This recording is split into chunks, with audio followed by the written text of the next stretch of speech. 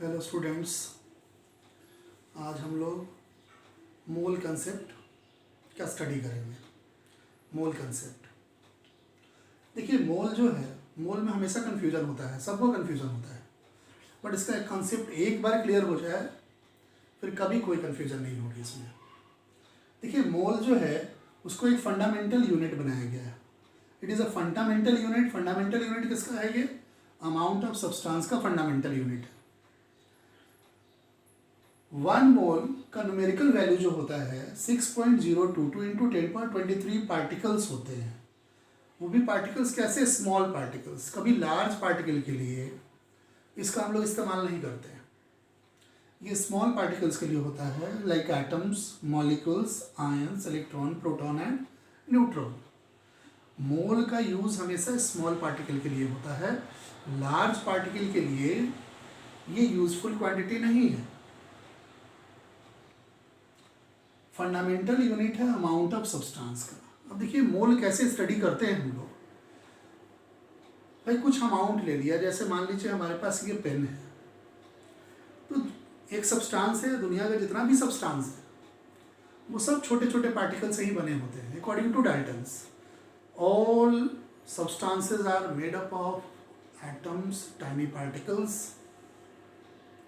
Like atoms, molecules, ions, electron, proton, neutron. इसी छोटे छोटे पार्टिकल से कोई भी सब्सटेंस बना होता है।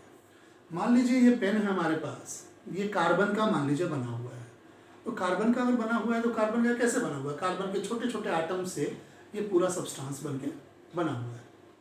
तो इसमें हम कैसे, अगर मान लीजिए इसकी कुछ क्वांटिटी ले ली गई तो आप कैसे कैलकुलेट करेंगे कि इसमें कार्बन के एटम्स कितने हैं या कितना कार्बन का एटम रहेगा तो इसका वेट क्या होगा? इसको आप कैसे कैलकुलेट करेंगे? तो उसी के लिए ये मोल जो होता है वो यूजफुल है और अप्लाइड है। देखिए पहले हम लोग एटम के लिए मोल कंसेप्ट का स्टडी करेंगे। फॉर एटम्स, ऐसे सब्सटेंस जो सिर्फ एटम से बने होते हैं या एटम अपने कंबाइंड फॉर्म में मॉलिक्यूल बना रहे हैं, मॉलिक्यूल से वो सब्सटेंस बना हुआ है। तो आप एटम्स, पहले एटम्स के बारे में सोचें कि भाई एटम्स में हम मोल कैसे अप्लाई करेंगे। तो देखिए एटम्स जो होते हैं, एटम्स, इसके लिए केमिस्ट्री में दो तरह का मास अप्लाइड है। दो तरह का मास इसका लेते हैं एटम्स के लिए। क्या क्या लेते हैं? एक तो हम लोग लेते हैं एटॉमिक मास, एक लेते हैं हम लोग एटॉमिक मास, और दूसरा लेते हैं gram atomic mass. Gram atomic mass. मान लीजिए अभी बताया आपको कि ये जो पेन है वो कार्बन का बना हुआ है। सर्टेन इसका वेट होगा, सर्टेन निश्चित रूप से एक वेट होगा, कुछ क्वांटिटी इसमें होंगी, बहुत सारे एटम्स कार्बन के होंगे। तो एटम्स जो है, एटम्स के लिए केमिस्ट्री में कहता है कि एटॉमिक मास होता है, तो कार्बन के लिए भी होगा एटॉमिक मास, उसके लिए ग्राम एटॉमिक मास भी होगा।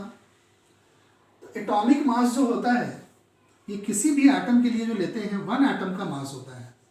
1 एटम का मास, एक एटम के मास को हम लोग कहते हैं एटॉमिक मास, और 1 मोल एटम के मास को कह देते हैं ग्राम एटॉमिक मास। ये कैसा मास है? तो mass of 1 mole atom. 1 mole atom के मास को हम लोग कहते हैं ग्राम एटॉमिक मास। आखिर दोनों में डिफरेंस क्या है? तो दोनों का न्यूमेरिकल वैल्यू सेम होता है। Both have same numerical value but different unit. दोनों में यूनिट का सिर्फ डिफरेंस होगा, न्यूमेरिकल वैल्यू सेम होगा। जैसे आप सोडियम के लिए लिखते हैं 23 MU, सोडियम लिखा, और इसके लिए एटॉमिक मास जो हम लोग लेते हैं वो 23 MU लेते हैं। पूछा जाए भाई इसका ग्राम एटॉमिक मास कितना होगा, 1 मोल अगर सोडियम एटम लेंगे तो उसका मास कितना होगा, तो वो होगा ग्राम एटॉमिक मास के बराबर। और यहाँ भी क्वांटिटी 23 ही आएगा, यहाँ भी क्वांटिटी 23 ही आएगा, बट यहाँ पे जो यूनिट लगा रहेगा वो ग्राम लगा रहेगा। यही दोनों में डिफरेंस है। यानी कि किसी भी एटम का एटॉमिक मास और ग्राम एटॉमिक मास का न्यूमेरिकल वैल्यू सेम होता है।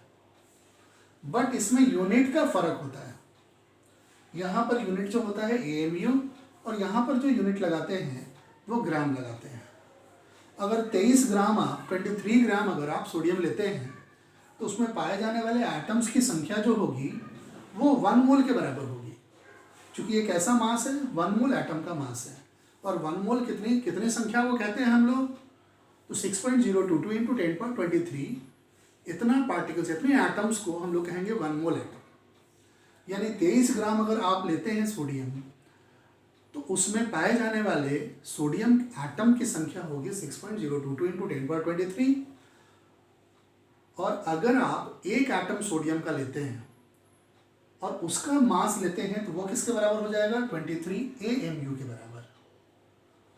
अब हम लोग चलते हैं भाई AMU क्या है और कैसे ग्राम लगाने पर वो 1 मोल सोडियम एटम का मास हो जाता है, इसके बारे में सोचेंगे। AMU या इसको U भी कहते हैं, यूनिफाइड यूनिट। AMU और U यूनिफाइड यूनिट भी कहते हैं। AMU का फुल फॉर्म होता है atomic mass unit. Atomic mass unit ये मास का ही यूनिट है, बट बहुत छोटा यूनिट है। ये मास का बहुत ही छोटा यूनिट है। तो देखिए जितना भी यूनिट हम लोग पढ़ते हैं, जितना भी यूनिट पढ़ते हैं उसका कुछ ना कुछ सर्टेन एक मैग्नीट्यूड होता है। जैसे मान लो मास के लिए किलोग्राम पढ़ते हैं तो एक सर्टेन मैग्नीट्यूड है, किसके बराबर, एक बटखरा के बराबर। 1 kg का जो बटखरा होता है उस मास के बराबर किसी का भी मास होगा तो उसको 1 kg कहते हैं। यानी 1 kg को एक स्टैंडर्ड मैग्नीट्यूड दिया गया है। वैसे ही वेट का ही, मास का ही यूनिट है ग्राम। ग्राम के लिए 1 ग्राम का एक सर्टेन वेट होता है, एक सर्टेन मास होता है, एक सर्टेन उसका मैग्नीट्यूड होता है। तो उसी तरह से ये भी मास का ही यूनिट है, बट बहुत छोटे छोटे मास का यूनिट है। Like atoms, molecules, ions, electron, protons, उनके लिए इस यूनिट का यूज़ किया जाता है। छोटे पार्टिकल्स जिनका वेट बहुत ही कम होता है, जो हमारे लिए इनविजिबल भी होते हैं। ठीक है, तो ये मास का यूनिट है, ये भी किसी न किसी सर्टेन मैग्नीट्यूड के बराबर होगा। तो ये जो होता है वो किस मैग्नीट्यूड के बराबर होता है, तो ये होता है it is 1/12 mass of 1 atom of carbon 12 isotope. Carbon 12 isotope का एक एटम लेंगे, उसके मास का 1/12वां भाग यानी 1/12 मास, वो वेट किसके बराबर होगा, 1 AMU के बराबर होगा। तो अगर मान लो आप सोडियम के लिए कहते हैं कि सोडियम एटम का मास है 23 AMU, एक एटम का मास 23 AMU है, इसका मतलब है कि सोडियम जो है, सोडियम का एक atom 1/12 mass of 1 atom of carbon 12 इससे 23 गुना ज़्यादा भारी है। अगर कैल्शियम के लिए कहते हैं कि 40 AMU, उसका एटॉमिक मास लेते हैं हम लोग 40 AMU, एक एटम का मास कितना होता है, 40 AMU। तो 40 AMU का मतलब हुआ कि भाई ये जो 1 AMU का वैल्यू है, 1/12 mass of 1 atom of carbon 12 isotope, carbon 12 का एक एटम का 1/12वां मास का वो कितना गुना भारी है, 40 गुना भारी है। इसलिए उसका वेट कितना लेते हैं हम लोग, 40 AMU लेते हैं कैल्शियम एटम का वेट। अब इसमें देखना है कि भाई ग्राम जो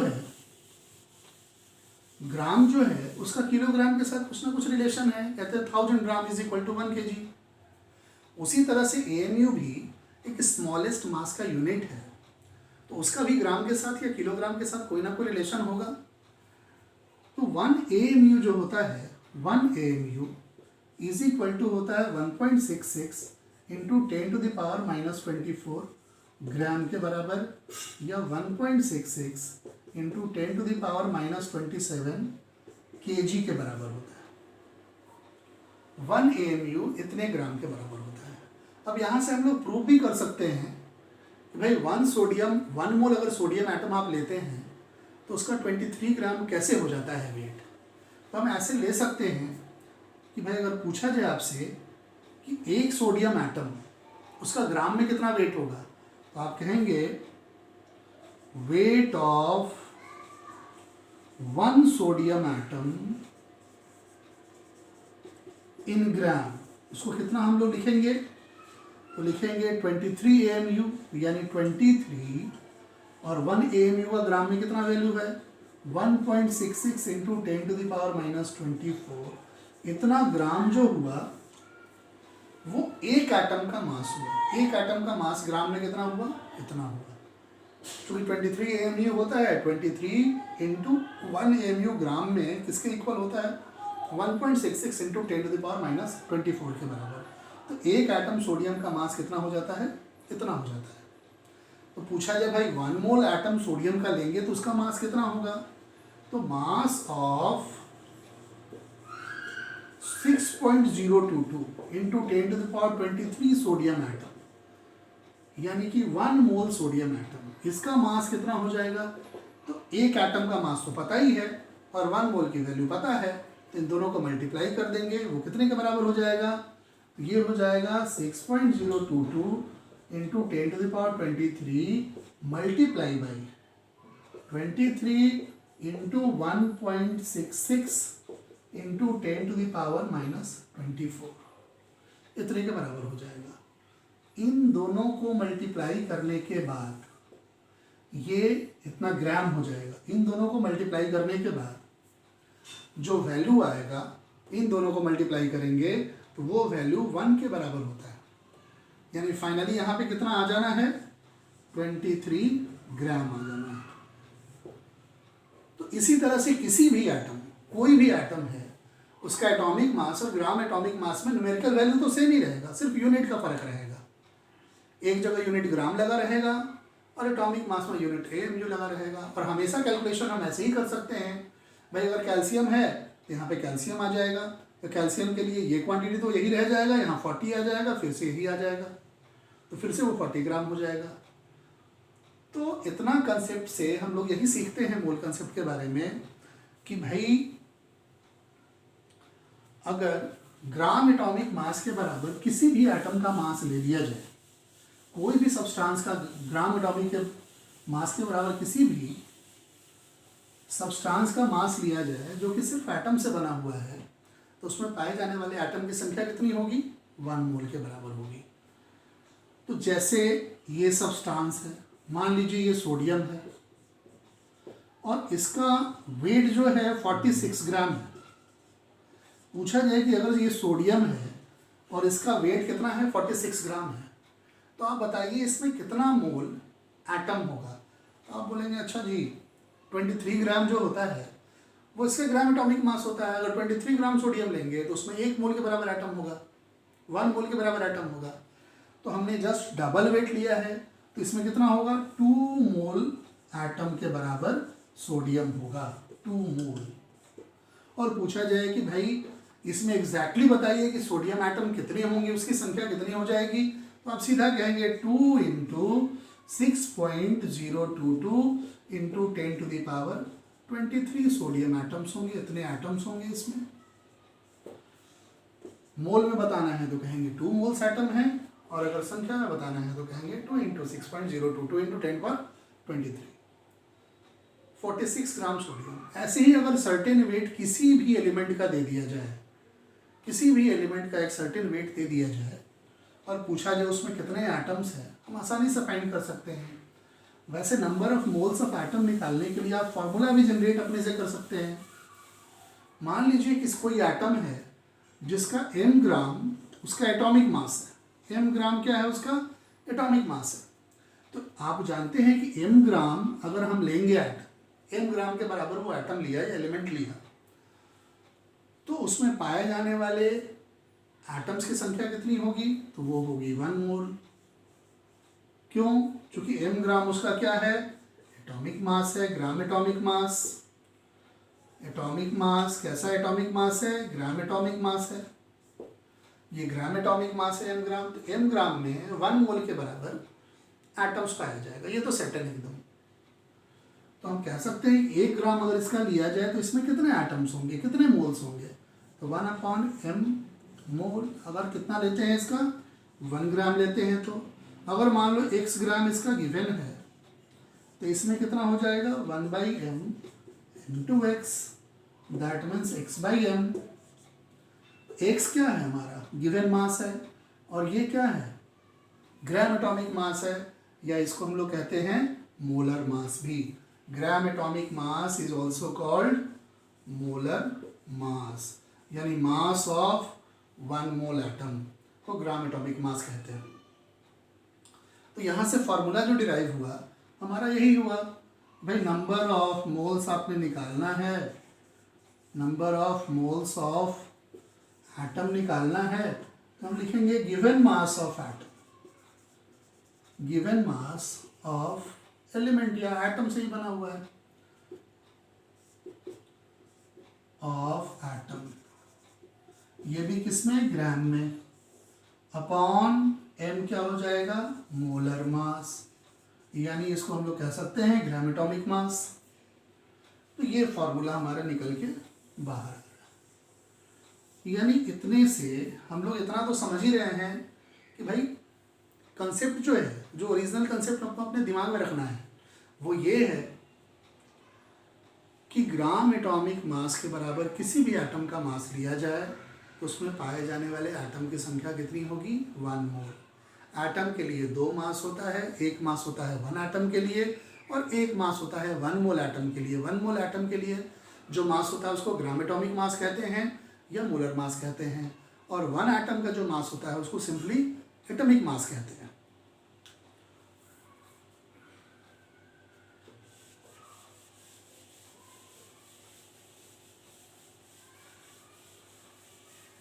अब इस कंसेप्ट के आधार पे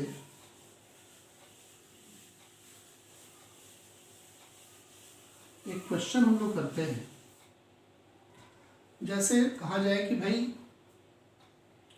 120 ग्राम आपको कैल्शियम दिया गया, कितना दिया गया 120 ग्राम कैल्शियम दिया गया, 23 ग्राम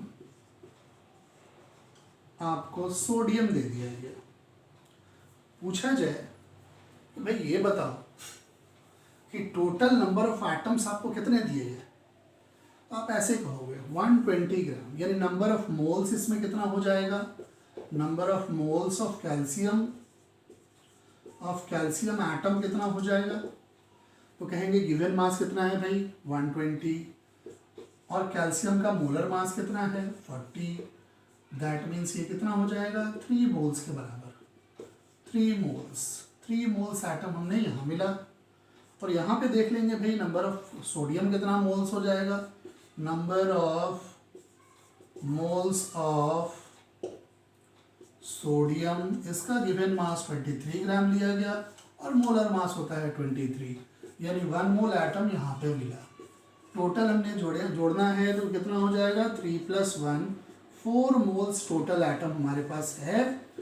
या अगर संख्या पूछा जाए तो कहा जाएगा 4 × 6.022 जो 1 मोल की वैल्यू होती है, इतना एटम्स।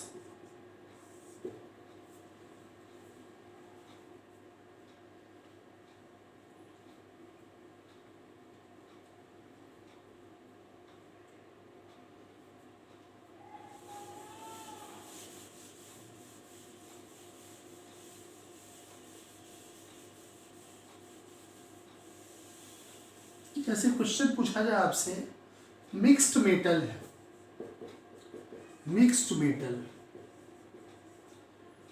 एक मिक्स्ड मेटल है, इसमें सोडियम भी है और कैल्शियम भी है और दोनों का वेट इक्वल है। दोनों का वेट क्या है, वेट इक्वल है।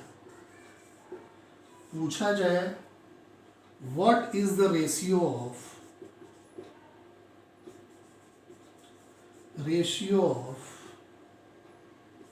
एटम्स, इस मिक्स्ड मेटल में एटम्स का रेशियो क्या है, आपसे पूछा जा रहा है। हम सोचेंगे भाई चलो जो मोल का रेशियो होगा एटम्स का वही तो रेशियो होगा।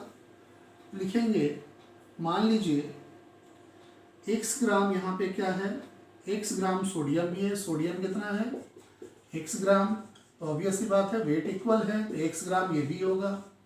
Number of moles of sodium कितना हो जाना है गिवन मास x अपॉन इसका मोलर मास 23 होता है। ऐसे ही number of moles of calcium कितना हो जाएगा x अपॉन 40, इन्हीं का रेशियो लेना है, यानी रेशियो अब कितना आ जाना है x upon 23 upon x upon 40 that is equal to 40 upon 23, that is the ratio of atoms.